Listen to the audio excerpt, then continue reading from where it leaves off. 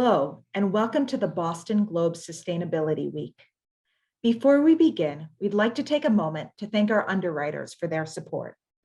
Philips, our presenting sponsor, as well as the International Business School at Brandeis University and the Museum of Science. On behalf of all of us, we hope you enjoy the program. Hi, my name is Kelly Starman, and I'm Chief Marketing Officer of Philips North America. I'm based at our Innovation Center and North America headquarters right here in Cambridge, Massachusetts. We are thrilled to host Boston Globe Sustainability Week 2022 and to have the opportunity to speak with you. Philips is one of the largest health technology companies in the world with a clear purpose to improve the lives of more than 2.5 billion people per year by 2030. We do that through consumer products you're probably very familiar with, like Sonicare toothbrushes and Norelco men's grooming tools. But the core of our business is providing technology solutions to hospitals. We make telehealth systems that allow clinicians to see patients virtually. We are the world leader in ultrasound systems that provide clinicians with more accurate and consistent results. And we make image-guided therapy solutions that help surgeons in the interventional lab perform personalized, minimally invasive procedures. The reason we are so passionate about addressing sustainability is because the U.S. healthcare system accounts for an estimated 8.5% to 10% of the carbon dioxide emitted annually in our country, making it a substantial source of greenhouse gases contributing to climate change.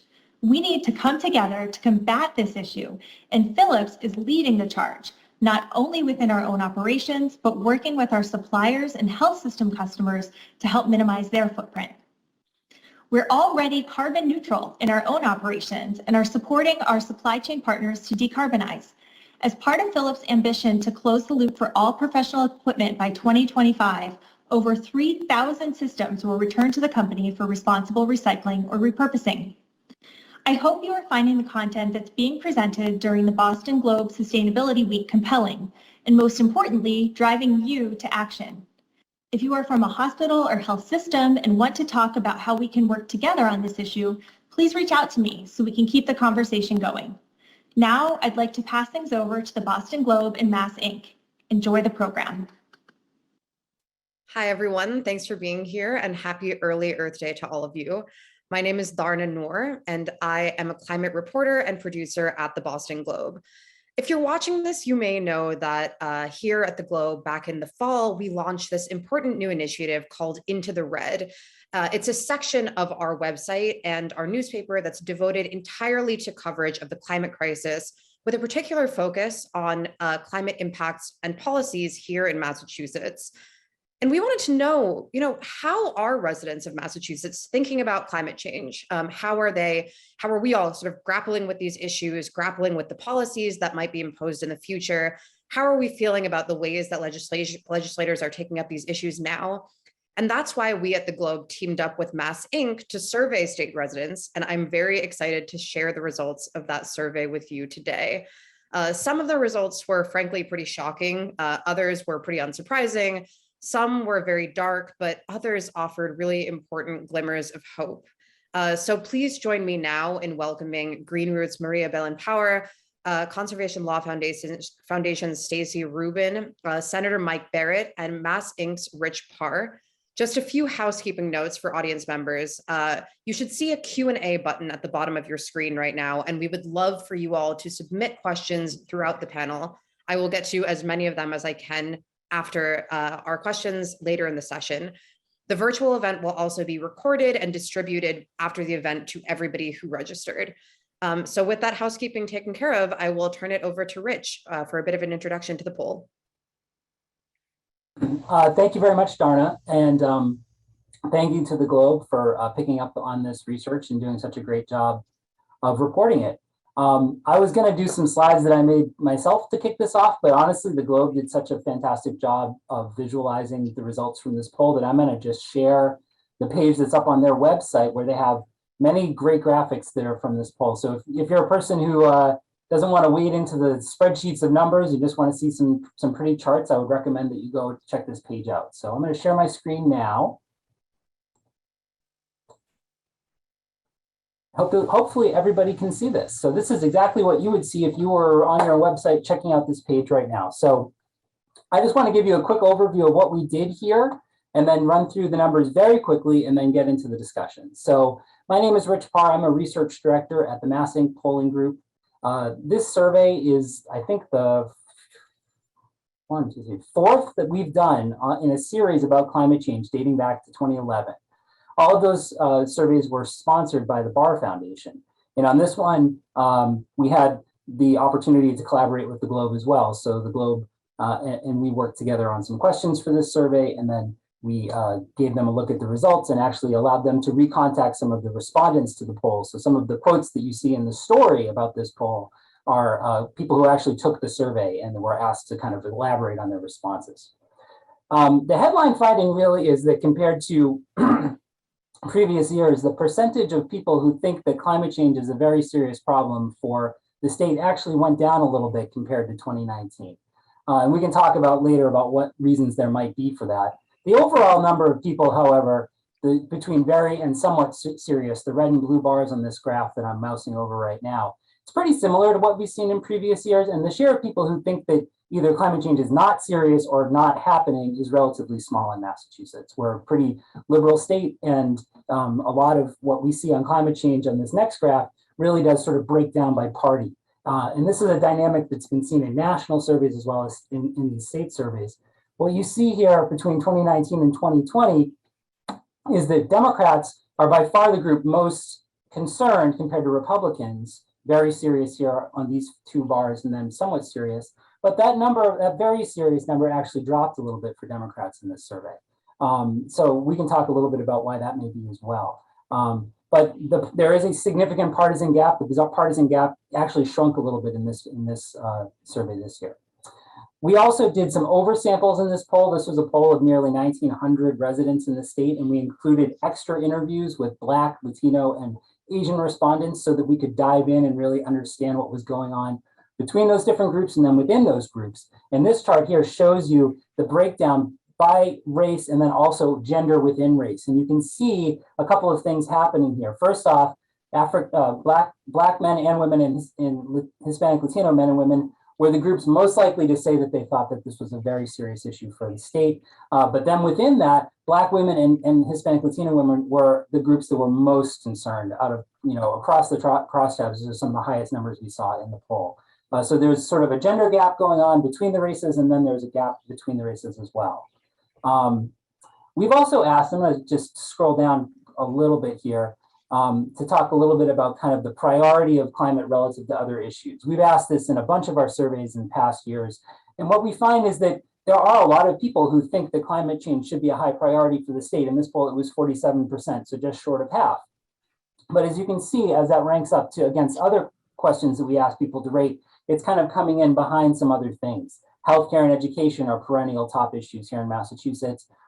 In this poll, we saw jobs in the economy kind of jump up there a little bit. I think that has to do with what's happening with inflation and the cost of living going up right now. Similarly, with energy and fuel costs, that number sort of increased off over how we asked it in 2019. And then taxes, which is kind of bobbed around similarly. In 2019, climate change was seen as a little bit more important than taxes. This year, taxes is seen as a little bit more important than climate change. So this is just a good reminder that even though people are telling us this is a serious issue, it's one issue among many for them. And we can talk a little bit as we get into this about kind of what that means for the implications for policy going forward. With that, I'm going to kind of stop sharing my screen and we can get into the discussion. Thanks so much for that introduction, Rich, for that very comprehensive introduction. Now, I want to get into some questions with our esteemed panel here today, but before I do, just a reminder again that we will be taking audience questions later in the session. You should see a Q&A button on the bottom of your screen. If you have questions to submit, please feel free. And again, we'll get to them at the end of our session today. My first question is for Maria. As Rich mentioned, the poll showed that the number of Massachusetts residents who think that climate change is a very serious issue has decreased from 2019. So 48% of respondents said that climate change is very serious, which is a drop from 2019 when 53% of respondents answered that way. So Maria, what was your sort of response to seeing that decrease? As someone who's been working on climate justice issues for years, do you have any thoughts as to what might have caused it? Sure. First, thank you so much for having me. There are a couple things that do come to mind. One of them being the huge victory that we had last session with the climate roadmap bill. And so I do think that we had that huge victory, and now we have a sort of false sense of comfort of we've moved forward enough, we're going, and actually we're not seeing enough action, especially implementation from the executive branch, like the Environmental Justice Advisory Council, that has yet to be created. So I think that's one piece, that there's a false sense of moving forward, that we're actually, we did have a big victory, but that is only meant to be the beginning. That was not meant to be the end. And I think the other piece is around priorities. When this survey, the poll was done, there has been a lot happening around the world. COVID, the invasion of a sovereign nation, and the killing of innocent civilians around the world. So I do think that it's hard to keep everything the number one priority. Of course, climate change and the impacts from climate change are extremely important, and yet it's also hard to keep everything the number one priority, particularly after a global pandemic. Absolutely. And I will say that when we spoke to some of the respondents of the survey ourselves, we did hear that this sort of competing issue focus was a real sort of source of stress for so many people. My next question is for Senator Barrett. Maria, you mentioned the roadmap bill that Massachusetts passed last year. Senator Barrett, of course, you were very involved with that bill. The results showed that Democrats were much more likely to be concerned about climate change than Republicans. So 62% of self-identified Democrats said that climate change is very serious, whereas 44% of independents did, and just 23% of Republicans answered that way. So was that result at all surprising to you? And what do you think may have led to that discrepancy in numbers? Well, as a working politician, Darna, I saw these numbers a little differently than some of the commentators. I viewed most of this as relatively good news. What I watch for is the Trump vote, if you will, in Massachusetts. We tend to forget that less than 2 years ago, Donald Trump got 32% of the vote against Joe Biden. So for me, as somebody who's always concerned about where the right is moving, I use 32% as my benchmark. If the number of folks who think that climate is either no concern at all or very little concern is less than 32%, then I know I'm gaining. And that's why, by the way, we're reading these numbers wrong. The question asked non-controversially, is education significantly problematic to you? People of both the left and the right could answer yes, because there was no drill down about what gets taught in the public schools. Similarly, asked a general question about healthcare. People on both the left and the right could answer yes, that's urgent, because there was no drill down on whether they believe in Obamacare. But when you're asked to indicate that climate is urgent, you're immediately caught up in the culture war. And if you're talking about 32% of the Massachusetts electorate that voted for Trump, and you take a look at these numbers and you realize that a hardcore 17% of those polled insist not only that climate isn't urgent to them, but that it borders on being a hoax, or that they're totally unmotivated by it. That hardcore 16 or 17% isn't present on the question about education, healthcare, or jobs, but it drags down those numbers on climate, because even to indicate that you're worried about climate is a political act. That's how far we've fallen, you might say, as a nation. Less problematic in Massachusetts, but I'll tell you something, in terms of the working coalition for change, as long as I can keep the naysayers below 32, and as long as I can build up the vanguard activists above Biden's totals, which were about 62% to 2020, then we are in very, very good shape. And in these numbers, once you take out the Trump naysayers, the rest of these numbers indicate that there is a growing majority in favor of change. I look at things like how many voters believe that we should eat less meat. 32% of Massachusetts is already convinced that we should eat less meat. That's terrific. 48% think that we should avoid single-use plastics. And I take a look at because was of interest to me since the state Senate just passed another climate act this past week. I take a look at the number of Massachusetts folks in your poll who say that all new construction should be all electric. 57% strongly or somewhat agree. That is remarkable progress. And this drag effect of the Trump vote on climate that doesn't exist on jobs, healthcare, and education is distorting what really is a movement in the right direction. Thank you so much, Senator Barrett. And here, Senator Barrett is speaking, of course, about the pretty major bill that the Senate passed just this past week, focused on getting to net zero emissions. Rich, I want to turn my next question to you. As you mentioned, this was not Mass Inc.'s first rodeo polling Massachusetts residents about the climate crisis. So how do the results of this poll sort of jibe with past results?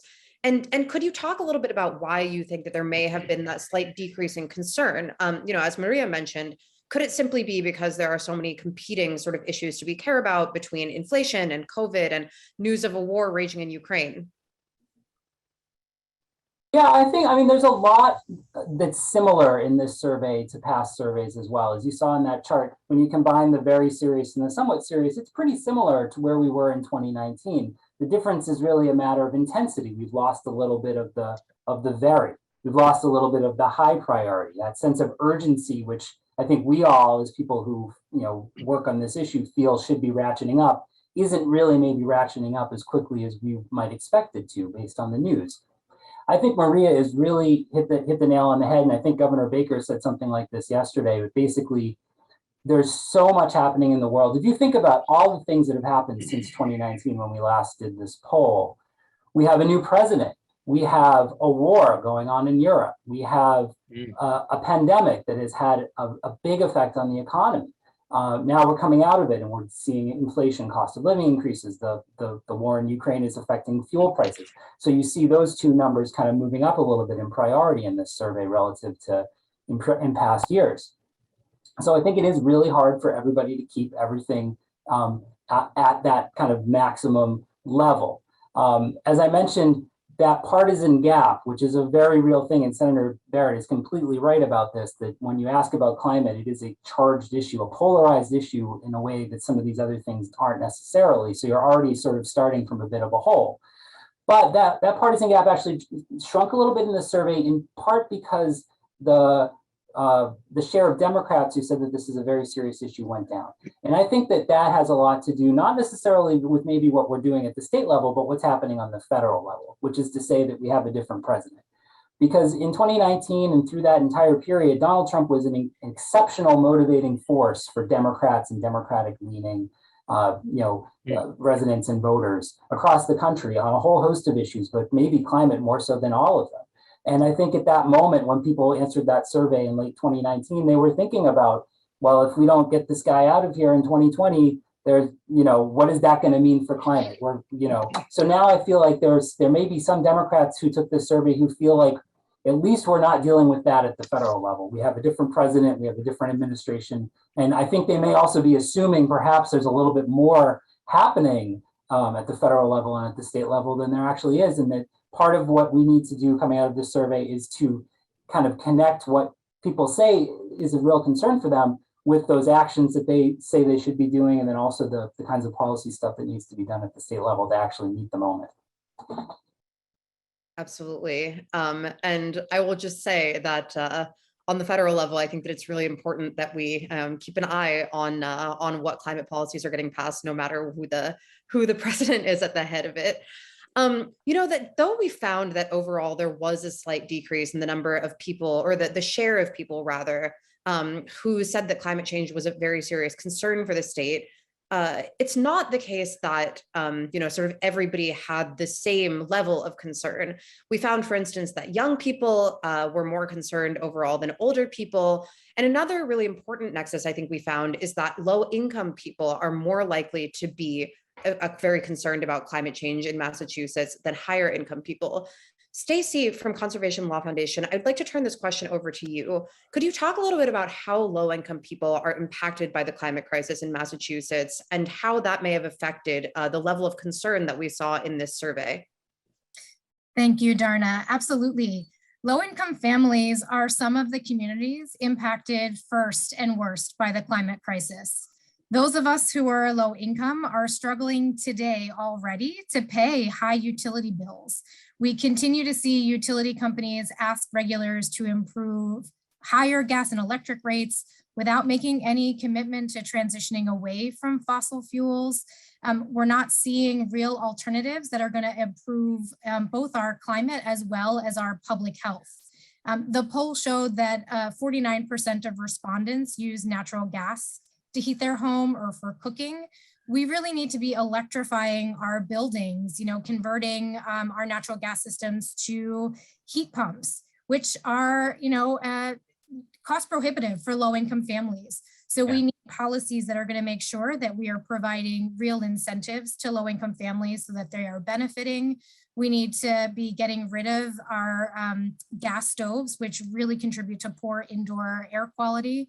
And renters in particular, who are more likely to be low income, are less likely to see their landlords invest in energy efficiency services or invest in electric heat pumps. So we really need to think about solutions that are going to reduce our utility bills, improve indoor air quality, all while contributing to reduced greenhouse gas emissions. And I want to just also talk about transportation. The poll shows that more than 60% of respondents would be very willing or somewhat willing to take public transit instead of driving if transit was more reliable, more frequent, or if it were free. We need transit solutions that we are fully investing in public transit that allow people who have the choice to choose transit over cars. And I will just say, Green Roots and Conservation Law Foundation are working as part of the Transit is Essential Coalition, trying to get a low-income fare on the MBTA. That's going to make sure we're prioritizing getting people where they need to go, allowing us to reduce our greenhouse gas emissions, and really helping people who have the choice to make the right one and get rid of their cars into transit. Absolutely. I'm glad you mentioned the willingness to take public transit that we saw on the poll. And I want to note that, despite the sort of downtick in serious concern about the climate crisis, we did see wide support for policy changes, for instance, around, new or renovated buildings, again, on willingness to use transit, on upping incentives and subsidies that could sort of nudge the state away from fossil fuels. So it seems that the support for some of these sort of changes are there. Maria, I wanted to ask you about another group of people that the survey shows is more concerned than others. The survey found that people of color were more likely to rank climate change as a very serious issue than white people. Again, as somebody who's been working on environmental justice in the state, could you talk a little bit about the disproportionate impacts in Massachusetts on communities of color, on Black and Brown folks, and how that may have influenced the sort of levels of concern that we see in the poll? Sure, definitely. I mean, we saw it during COVID, and we expected a disaster and a crisis to be a climate disaster. We never thought it would be a global pandemic, but we expected exactly what happened, that communities of color across the country would be hit first and worst, and that we would have the hardest time bouncing back. And Chelsea, being the epicenter of COVID, and other environmental justice communities like East Boston and Roxbury that were really hit first and worst, is really what's happening with climate change, that people of color are the most impacted by climate change, by the climate crisis, and by extreme weather. And it's people of color, it's immigrants, it's folks whose primary language is not English. And so we know that our communities are the least prepared, and not because we don't want to be, but because we don't have the infrastructure to be prepared for the climate crisis. And we also know that that is a result of generations and decades of disinvestment in our communities. And at the same time, we are suffering the highest rates of public health outcomes like cardiovascular disease, heart disease, that really are exacerbated by extreme weather. So really it's also the folks that are at the margins that will be hit the worst and that are the least prepared. And when we think about flooding and sea level rise, the least prepared for displacement as well. So for our folks, for communities of color, it is a matter of life and death, just like we saw with COVID. And it's no wonder that there is a higher concern, a higher priority for the climate crisis and for the impacts of the climate crisis. Absolutely. We've talked a little bit about some of the top line findings from the poll, but I should note that if you go to globe.com/climate, you can also look at the survey results and sort of our analysis in full. There's a lot there to choose from. There's a lot there to pick out in terms of trends. So I'd love to now ask you all about some of your most important takeaways from the poll. You've all had a chance to review it now. So what stood out to each of you? What were the most important results, the most important findings? And what does this tell us about our path forward to take on the climate crisis? Stacey, I'll start with you. What were your most important takeaways from the poll overall? Thank you, Darna. First of all, what really stood out to me was that 66% of respondents drive a car alone. So again, we really need transportation solutions so that the next time Rich and his team is issuing this poll, that those numbers significantly go down. We need to figure out how we can get people out of cars, first of all, carpooling and more highway operations that support carpooling, like high occupancy vehicle lanes. We need to make sure that we are getting people onto public transit, as I mentioned. And again, not everybody has the option to drive a car alone, but when they do, how do we help people transition to electric vehicles and have electric vehicle charging infrastructure available throughout the state to make that a priority?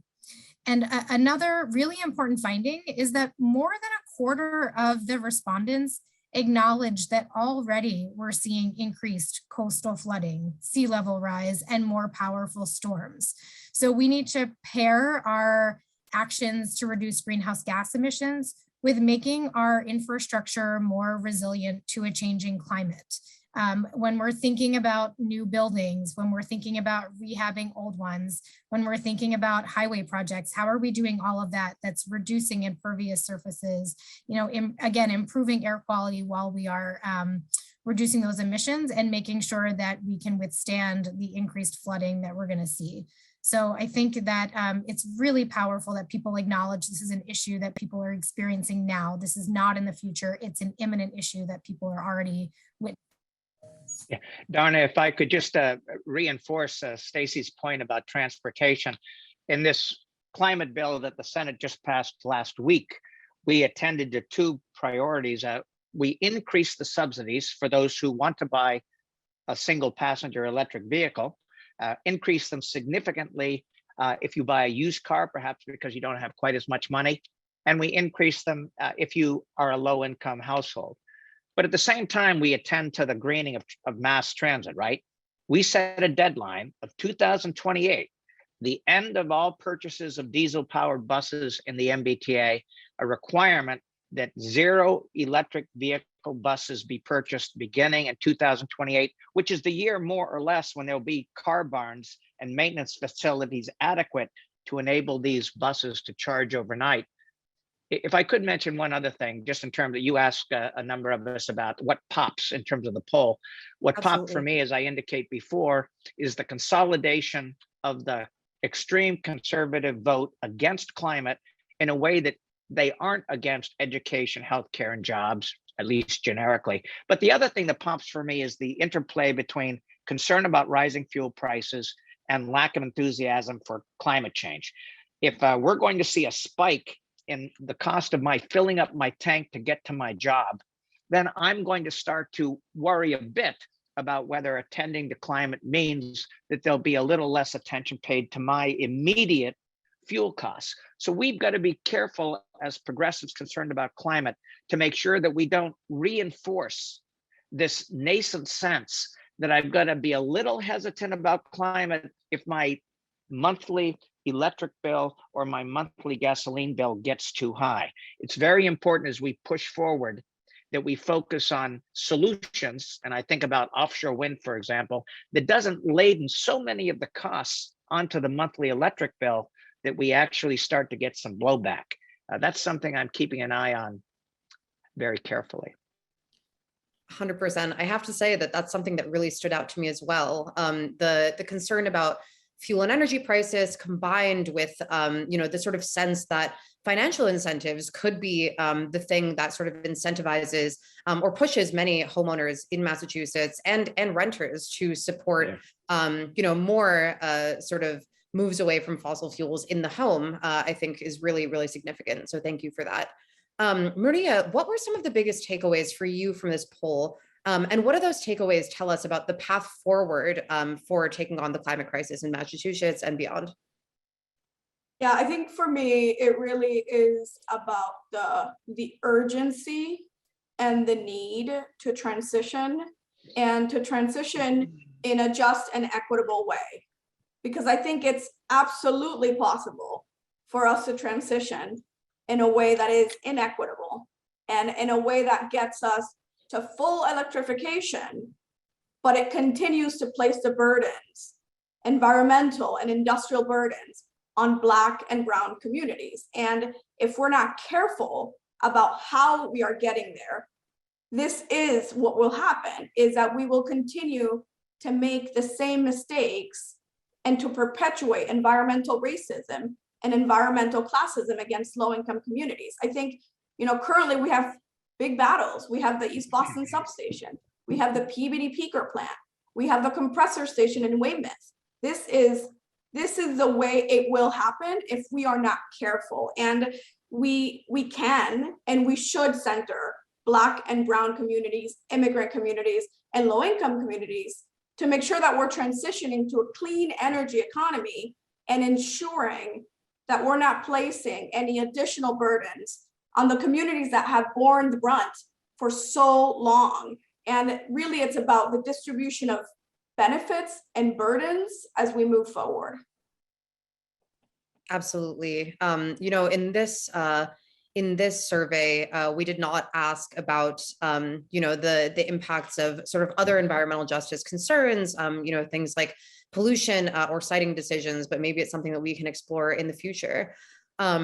Rich, I'd love to ask you about your biggest takeaways from this poll. Again, as somebody who has, been working in this space for quite some time, who's seen and sort of studied the previous results of polls like this. What were your most important takeaways, and what does it sort of illuminate for us about the ways that we could see a brighter climate future in Massachusetts? Yeah, I would say that in this poll and in prior ones that we've found, we're finding good majority support for most of the policy stuff that we're actually asking about in this poll. So questions about making buildings run on renewables or have them ready to charge EVs, updating the building code so that our buildings are more resilient to the effects of climate change that we know are coming. There's good majority support for all of those things. And then as Stacy mentioned on the transportation front, it really suggests sort of a both and approach. It's not just about the EVs and the EV rebates, that's going to be part of it, but it's also about that mode shift. And what we found was there was a good willingness of people to walk for shorter trips, to take a bike if they had protected bike lanes or other infrastructure to ride on. And then of course, some willingness, and it's even higher willingness as you get closer into the Boston area where the T is most prevalent, to take transit if we make the transit more reliable, more frequent, more available, or even make it free altogether. It's about 60% or more saying that they'd be willing to do that if we were to make those changes. So there's a lot of levers in this survey, I think, that can be pulled in order to get people, to kind of nudge people along. I think a lot about these the issue priority questions, which we've asked throughout the years in this survey. And one way to interpret this is just to say, oh, climate's still not as important as these other things. But these are not a zero-sum type of question, right? We're not asking people to rank, we're asking people to rate. And people can rate climate as important, and they can rate the economy, and they can rate education, and they can want the state to do all of these things.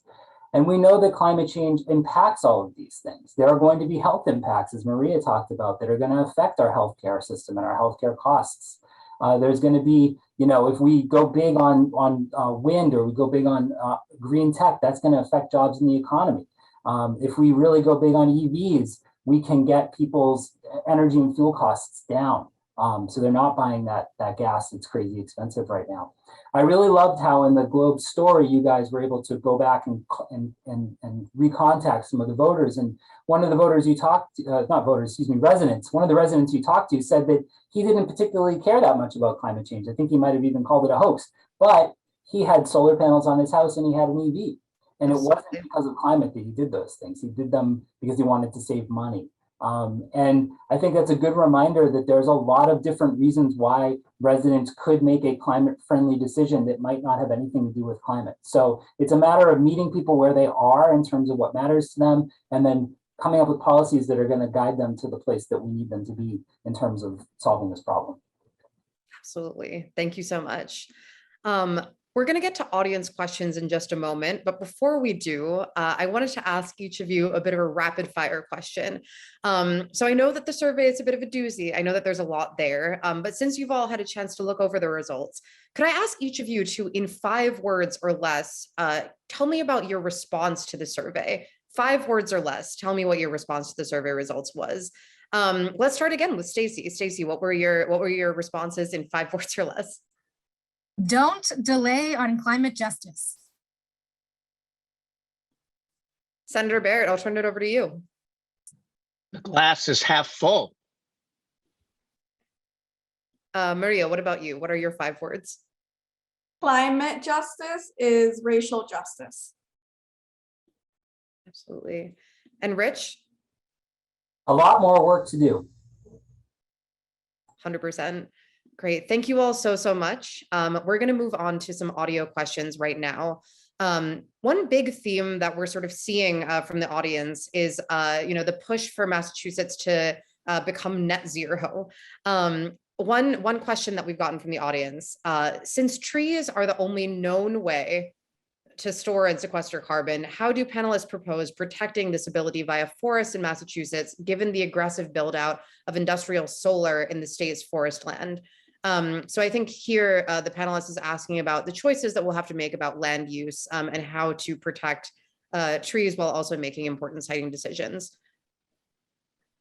Well, we want to be, if I could offer one perspective, we certainly want to be sensitive about land use. But what I'm seeing increasingly are NIMBY forces clothing themselves in land use environmental values in order to push back against affordable housing and push back against siting ground-based solar, where a lot of solar is going to have to go. We do want to get panels on every available roof without question. We want to put canopies over parking lots, but in the end, we're going to have to build a lot of ground-based solar, but do it in a way that's sensitive to land use.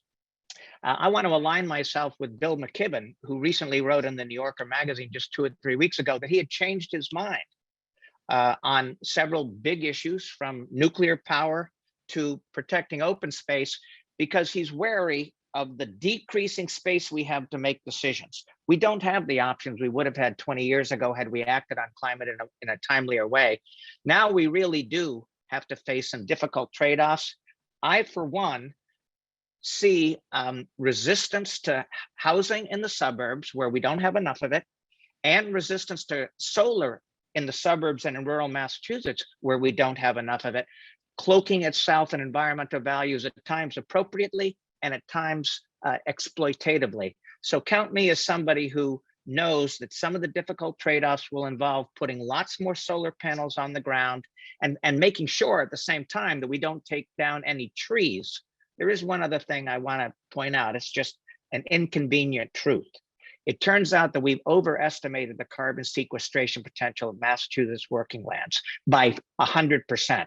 A correction just issued from the Executive Office of Energy and Environmental Affairs within the last 6 months. We had thought that the carbon sequestration potential of Massachusetts woods was about 15% of our emissions, capable of neutralizing a significant chunk. Turns out the number's closer to 7%.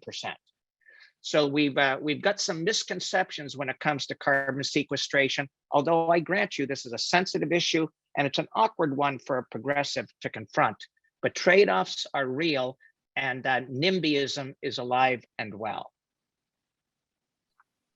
I think if I could just add, this piece around net zero is a bit concerning to us around what is net and how do we get to actual zero emissions? Because we can reduce emissions overall in the Commonwealth while still increasing pollution in hotspot locations and in environmental justice communities. That's true. So it's great to reduce emissions as an average overall, but it's even greater and more important to cap emissions, to enforce the polluters to not continue to pollute our communities, because then it will become a question of where is it easier to pollute? And where is it easier? Where people don't have the political power to stand up in Black and brown communities and low-income communities. So I fully agree with the concern around carbon sequestration and a deeper concern around this framework of net zero and not really addressing the root cause of emission and pollution. I think that's right. I'll also just add that trees are also needed to protect our public health in so many urban congested communities. Trees are providing, the few trees that are there are providing shade, it's providing a real health benefit, and we need more of them. I can't tell you how many scenarios where I'm getting calls from resident groups saying, there's a proposal to cut down, many healthy mature trees in their community for something that is claimed to be a benefit. So we need to be protecting as many trees as possible. We need to be building more trees. And I think there's a way to get renewables, to get high quality jobs, to protect trees and land, and to make sure we're achieving environmental justice. It just requires thinking about all of those issues up front at the same time and not siloing it out or saying we're just looking at greenhouse gas emissions. We can do it all. And I think there are several bills pending before the legislature that are trying to do this. And we just need our executive branch agencies to be following along and taking the risk and understanding that we can't be so siloed. We can do it all. We just have to be really thoughtful and work across agencies and with stakeholders who are directly impacted by these issues. Tree inequity is a very real concern. And I will just note that the most recent report from top scientists with the IPCC also noted the importance of, preserving trees, but also, of course, of rapidly expanding our clean energy resources and getting off of fossil fuels. So exciting to hear that so many folks are thinking about these sort of trade-offs. Another question, Cape Cod in Barnstable County may have dramatic impact from climate change with sea level rise and storms. It's heavily Republican compared to other parts of the state. So the question is, are we seeing a slower acceptance of climate change and a lack of plans in parts of the state that may lean heavily Republican? And I think also sort of included in this question is this question of whether or not Republicans are as impacted by the effects of the climate crisis in Massachusetts as Democrats and independents may be. Well, just to reinforce a point with which I opened, Darna, what I'm saying is a politicization of the climate question in a way that one doesn't see top-line inquiries involving health, education, and jobs. And we do have to keep an eye on this, but the other piece that's reinforcing some resistance, no question, is again spikes of inflation, especially around fuel costs.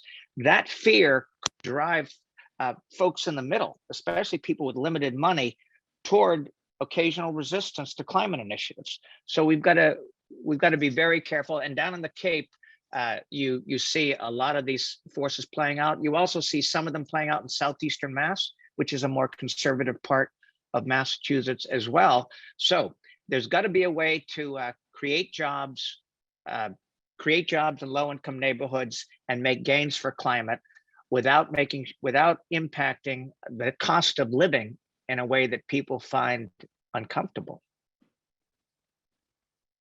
I was just looking at the crosstabs of the survey on this question. So we do have a southeast region of the state that we combine together. I believe it's, Bristol County, Plymouth County, Barnstable County, and then whomever we get on the islands.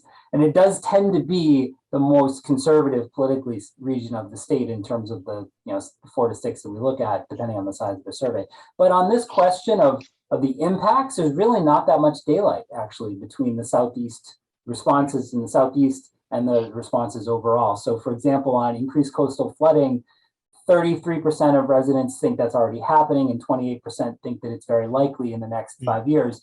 If you look in that Southeast region, it's 31 and 28. So it's a 2-point difference is a very small difference, not something to make much of on that. It's actually a little bit higher level of thinking already happening with respect to sea level rise in the Southeast. So that might actually be a situation where the experience on the ground is sort of trumping some of the politics going on in that particular region. Now, everything that, we know that that is a more Republican leaning region of the state, and there is a huge partisan split.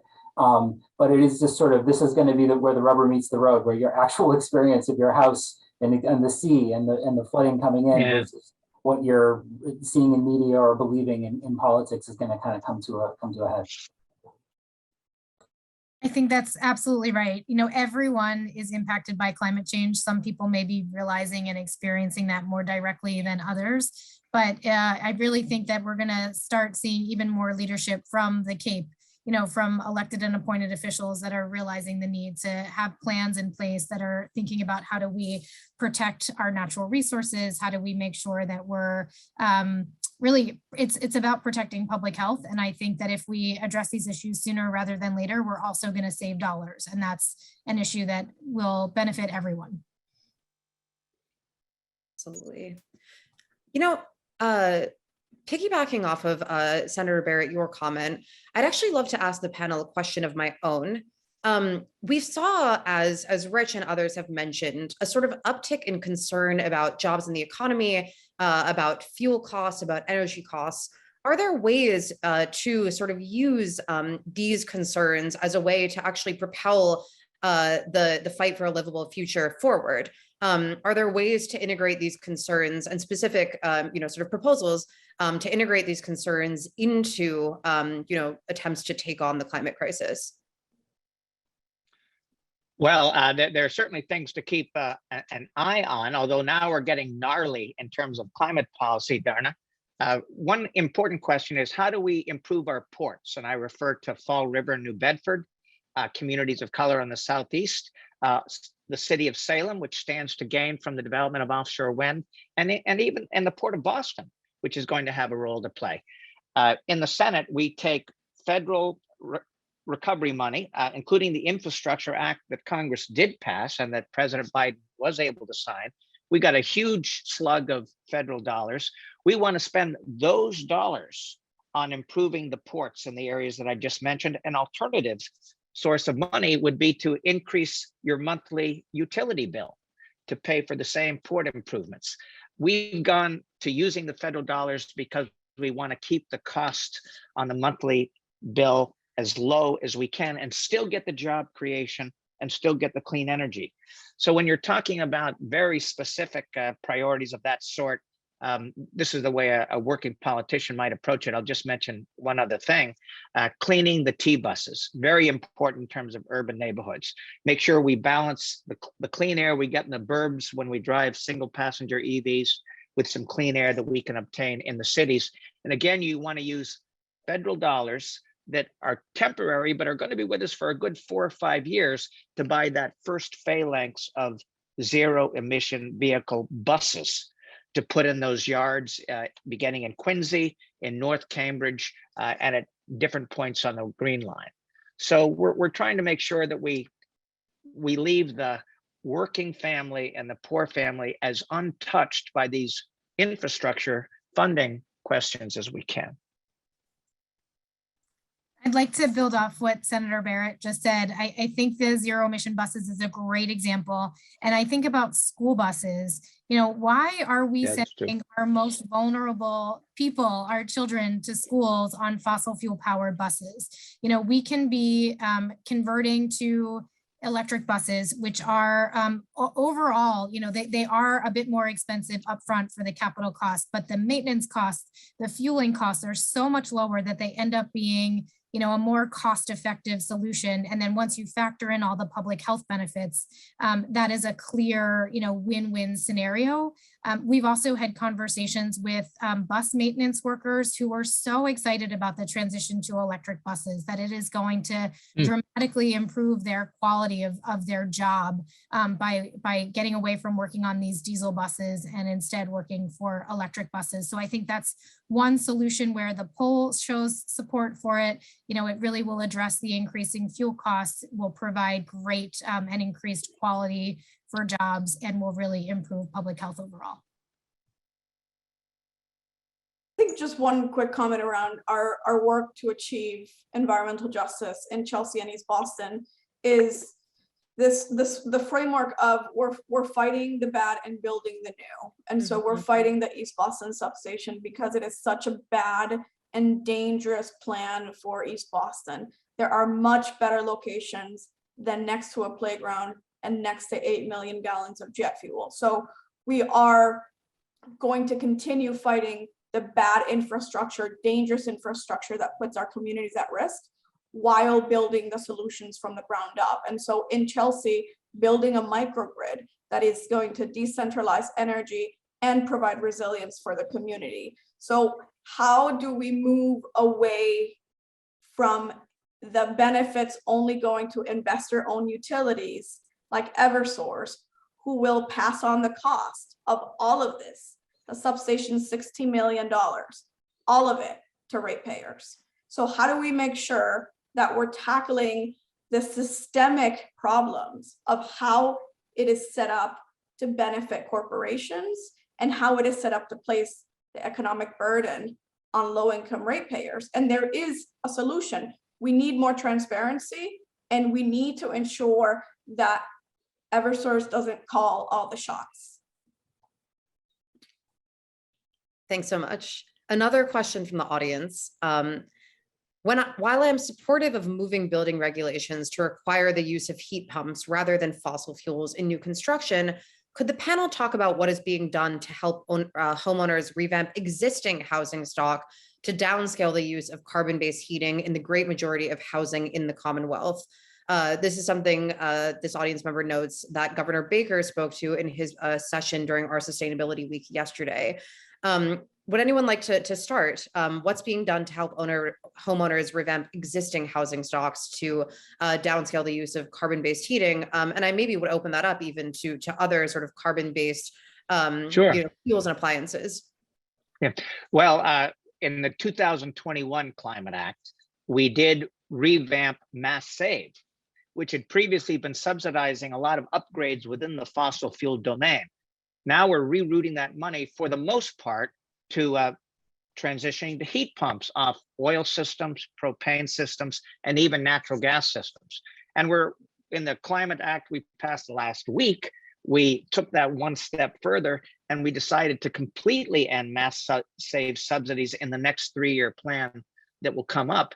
But in my weekly newspapers, Darna, out in my district, every week for the print editions that survive, we've got an offer of $10,000 from Mass Save anytime you want to convert your current oil system or gas system to a heat pump system. $10,000 in savings. Now that isn't going to cover the entire cost. To cover the entire cost and to help working families, we really do need the help as well of the feds. That's why we've got to continue to hope that our congressional delegation manages to get through the climate components of Build Back Better, the big federal congressional enactment that Joe Manchin and Kristen Sinema are blocking. There's some indication that Manchin might let the climate stuff out. And ideally, we would move that ahead by Memorial Day, and we would see a significant tranche of federal money to complement this $10,000 I just referenced, so that we can help families who really would love to transition but can't face the impact on their budgets. We do need a federal presence here, but even without it, even on the state side, we've managed to pony up $10,000 per household for those who wish to transition to heat pumps. And that's a real savings. I'd just say that in this poll, there is, I think, some evidence that what we've done in the past has helped and worked. I mean, I've done previous polls where we've asked about Mass Save, and homeowners are very aware of the program. A lot of them have used the home energy assessment and have favorable feelings about it. In this survey, we found that a significant number of people are not really planning to do the heat pumps or the solar yet. But if you ask about replacing windows or improving your insulation or using more energy efficient appliances, we're seeing nearly half of people saying they'd already done those things. And I think that a lot of those people who already did those things were doing it through the Mass Save program. So I think that's one of the more hopeful signs for me in this poll, is that if we were revamping that program, as the senator was just talking about, to focus on heat pumps, to get the awareness of those up more, to focus on solar, that there will be uptick, that we know how to do this. We just need to shift our tools over now to face the challenge of decarbonization as opposed to just energy efficiency. Absolutely. We're coming up on the end of our hour here, so I'll just close out by asking the panel one final question, a question of my own. This survey was pretty comprehensive. We learned a lot, I think, about what Massachusetts residents are feeling about the climate crisis, what kind of regulations they support. But of course, we all had questions that we wanted to include that we weren't able to this go around. If we were to undertake this project again, and if you could give us one additional question that you'd love for us to ask, for Mass Inc. to ask of residents, what else would you like to know about what residents are feeling about the climate crisis, and what they would like the state to do about it? Well, let me just say that I, of course, as a state legislator, am particularly interested in additional signals we might be able to get with respect to strong state action. While we need the feds as a partner because they've got deep pockets, we can't count on the feds as a consistent partner. So I'm interested in whether voters realize that as a state, we're going to have to move out front of some of the federal trends and really take vanguard positions. I'd like to think that the voters, or at least a significant block of them, had our backs, because I think we're going to be inclined to move ahead of the feds if we have to. I'll add, I think the question that would be most impactful is a question around support for allocating a minimum percentage of funds for improving, the climate outcomes in environmental justice populations. So similar to what the Biden-Harris administration is talking about with the Justice 40 initiative, it would be wonderful, and it's necessary for our state to be committing, well over 40% to make sure that we are getting real benefits on the climate issues in low-income communities, communities of color, and limited English proficient communities. I feel like I have like 10 questions that I would like to, not just one question, but I think one of them is really digging into the impacts in low-income communities and communities of color across the Commonwealth. How are they experiencing the rising climate and extreme weather? And I do think that there's Stacey talked about this around public transportation, but just gauging the appetite for a state-funded free fares across the region, across the Commonwealth, for all regional transit authorities, not just one community or two communities, but public transit as a public good, being funded by the public and having it be accessible and reliable for all. I just want you to know I took notes on all three of those, so we'll do our best to get them in next time. Absolutely. Great. Thank you so much. If there's no final thoughts, I'd just love to thank all of our panelists so much for being here today. A special thank you so much to Rich Parr and to Mass Inc. For partnering with us on this survey. Again, I would really encourage audience members, anyone who's tuning in, to check out globe.com/climate for a deep dive into the results, for some polls and explanations of what the results could tell us, and for the complete top line and crosstab results. Thank you again to all of you for being a part of this today, and thank you to everyone for tuning in. I hope that you will continue to tune in to the Globe Sustainability events the rest of this week, and happy Earth Day to all. Thanks so much. Happy Earth Day. So much. Thank you so much.